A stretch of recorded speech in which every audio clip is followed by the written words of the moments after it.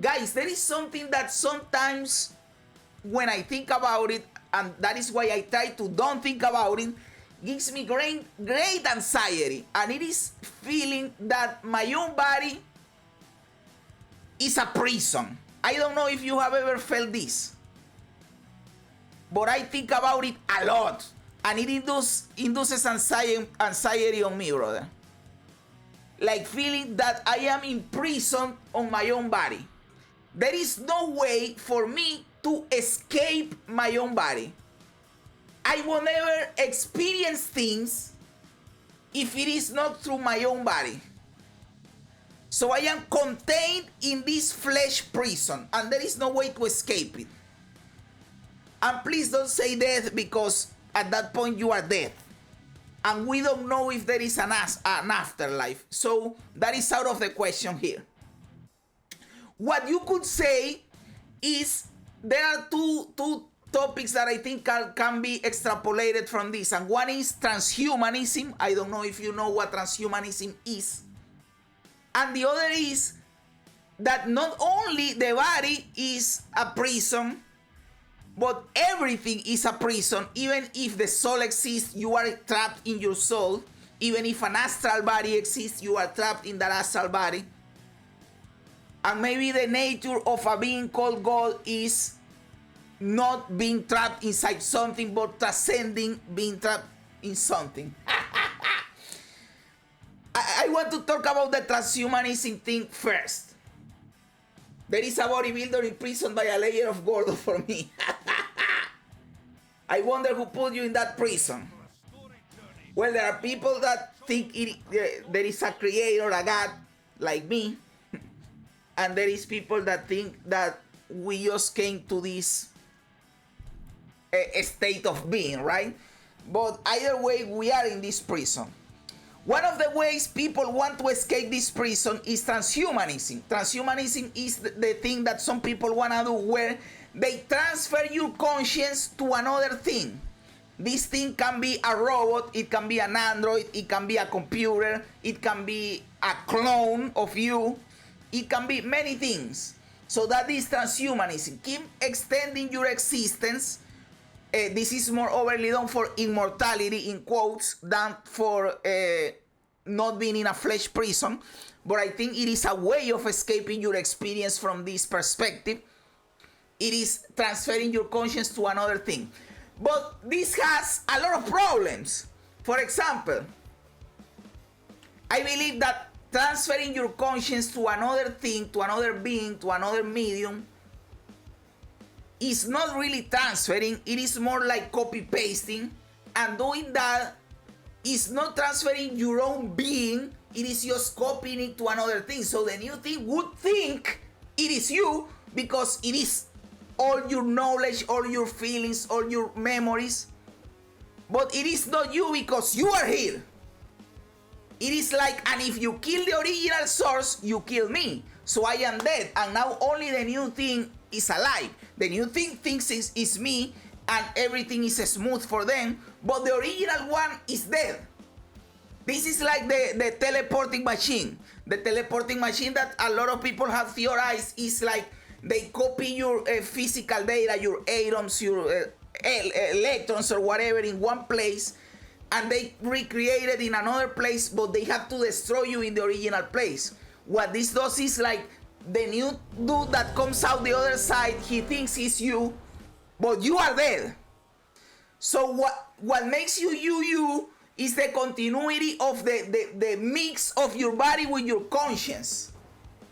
So if you transfer my conscience to a new body, a robot, a computer, or a clone of me, that is no longer me. So this doesn't makes me escape the prison problem. I am still trapped within me, because if you try to extract me from me, you kill me. Right? So transhumanism is a topic in and of itself that we can talk in another moment, but right now the main topic is escaping the body prison. So transhumanism, in my opinion, is not the answer, unless they can find a way of extracting you from your body without killing you, and I don't think that is possible at all. In fiction, there are a few teleporters that just copy you and just scan your original form. That's pretty fucked. Yeah, exactly. So imagine a world. How do you know this is fucked? Imagine a world where the original teleporter, like you have two teleporters, the one that sends you and the one that receives you. Imagine the one that sends you is dysfunctional, it is broken, and it sends you and you appear in the other side, but it doesn't destroy the original. Now it just clones you, and there are two of you, and one is the original and the other one isn't. They both can't be you at the same time, so this means that the new dude is not you. The original dude is you. So if they destroy it, then you are dead. So this doesn't solve the prison problem. Now some people will say, dude, but you can appeal to something more metaphysical. You can appeal to the soul maybe, or the spirit. For example, there are people that claim that they can make astral projections of themselves and they have an astral body. Let's imagine for a moment that this is true. I am not going to scrutinize if having an astral body is possible or not, or if the soul exists or not. That is not the point. Let's assume it exists. Even if you have a soul, even if you have an astral body, you are still experiencing reality of the spirit world or the realms that you visit or whatever through that experience. So you are still trapped within your soul, you are still trapped within your conscience, you are still trapped within your astral body. There is no way for you to just not have some type of containment. And if you really think about it, if you want to get deeper and deeper, Earth is a prison, the universe itself is a prison, reality, this plane of existence is a prison, because you are contained with this thing that you cannot escape. And brother, excuse me, but that is how I define a prison. A place which you can't escape. I can't escape this body, I can't escape this earth, I can't escape this universe and this reality.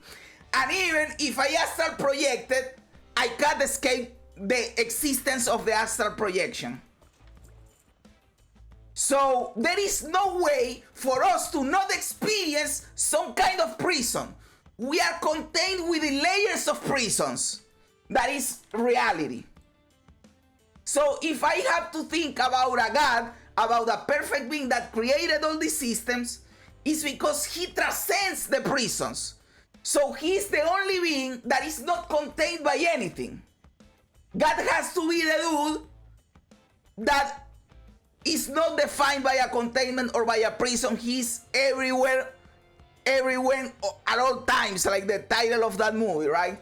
He's just limitless, nothing contains him. And that is why he's God. Maybe, probably. I don't know.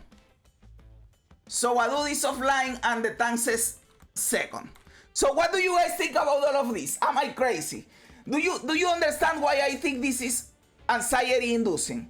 Like, of course you are going to feel anxiety if you think you are trapped inside your own body and you think that your own existence is weird. And this is the only thing you can do, so you can't do anything about it. You just have to deal with it. So it is anxiety inducing. Bro, do you think that in all of human history has someone really escaped before? Probably not. Probably not. It has to be some kind of, I don't know, probably Jesus Christ with the resurrection thing.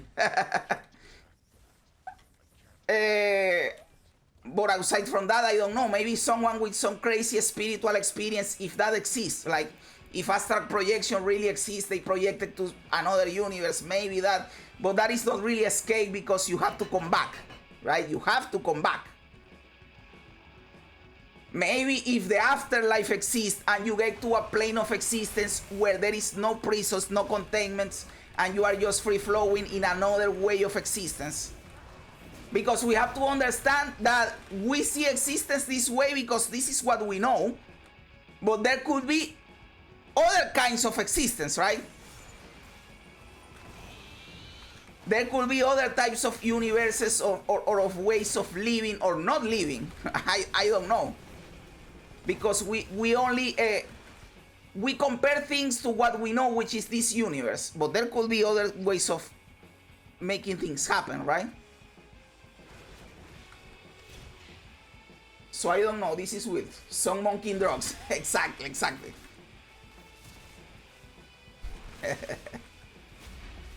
Complex topic for sure. Maybe someone that is an actual philosopher has some deeper explanations. But I was just thinking about this. And of course, we can talk another day more about transhumanism. That I don't like that. By the way, I don't like transhumanism because of what I said.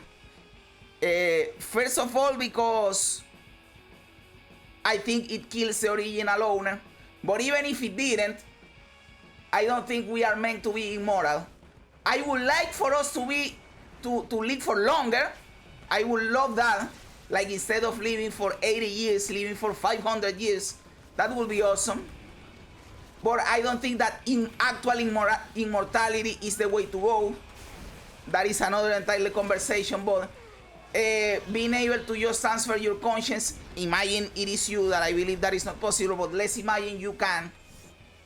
That will diminish, like, I don't know, the enjoyment of life, because I don't care about anything because I just can upload myself to the computer.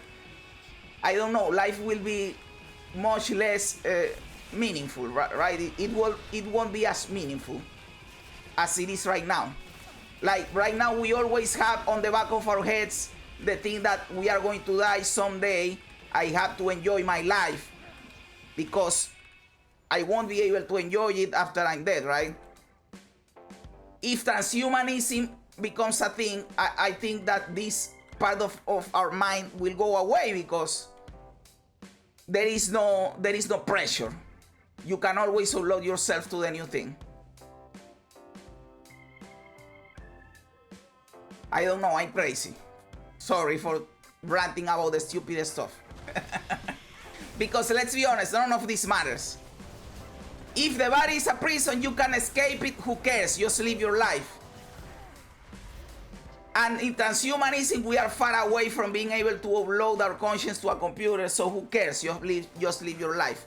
You are talking about things that don't matter.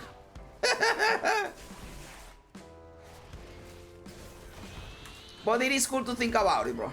If it was guaranteed success, I would probably transfer my conscience into an android.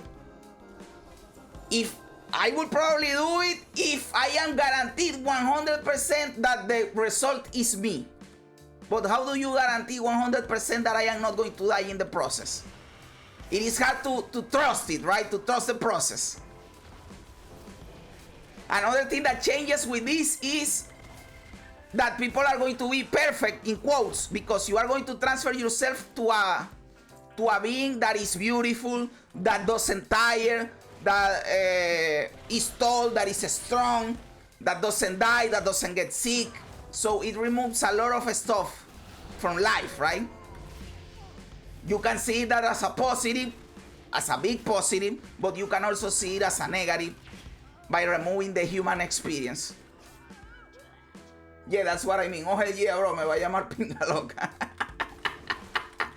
Like, you get into an android with a huge 2-meter dick.